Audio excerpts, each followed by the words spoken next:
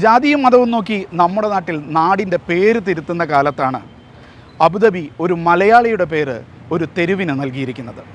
Abu Dhabi മഫ്രക്കിലെ George Mathew സ്ട്രീറ്റിൻ്റെ കഥയിലേക്കാണ് ഇനി.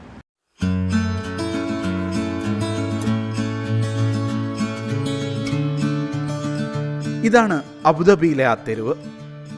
മഫ്രഖ് ഷഹ്ബൂത്ത് medical സിറ്റിക്ക് സമീപത്തെ ജോർജ് മാത്യു സ്ട്രീറ്റ്.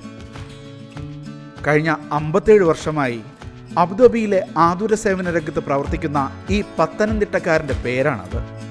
തുമ്പമൺ സ്വദേശിയായ ഡോക്ടർ ജോർജ് മാത്യു.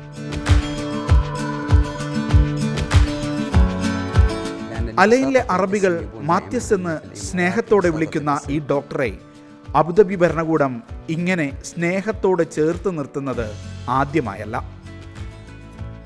20 വർഷം മുമ്പ് 2004 UAE ഡോക്ടർ ജോർജ് മാത്യുവിന് സമ്പൂർണ്ണ പൗരത്വം നൽകിയിരുന്നു. 2018 സിവിലിയൻ ബഹുമതിയായ അബുദാബി അവാർഡും അദ്ദേഹത്തെ തേടിയെത്തി.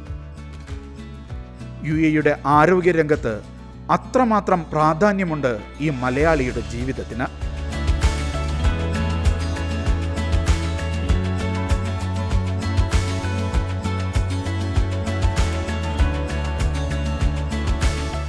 UAE രാഷ്ട്രപിതാവ് ഷെയ്ഖ് സായിദിനൊപ്പം നിന്ന് അലൈനിൽ ഈ നാടിൻ്റെ ആരോഗ്യത്തെ കെട്ടിപ്പടുത്ത ഡോക്ടറാണ് ഇദ്ദേഹം. 1967 തൻ്റെ 26-ാം വയസ്സിൽ UAEയിലെത്തിയതാണ്.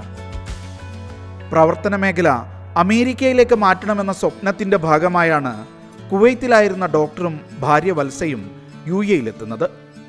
പക്ഷേ എന്തുകൊണ്ടോ നന്മ നിറഞ്ഞ അലൈനിലെ ജനങ്ങൾക്ക് ഈ ഡോക്ടറെയും നന്മ നിറഞ്ഞ ഡോക്ടർക്ക് ഈ ജനങ്ങളെയും വിട്ടുപോകാനായില്ല.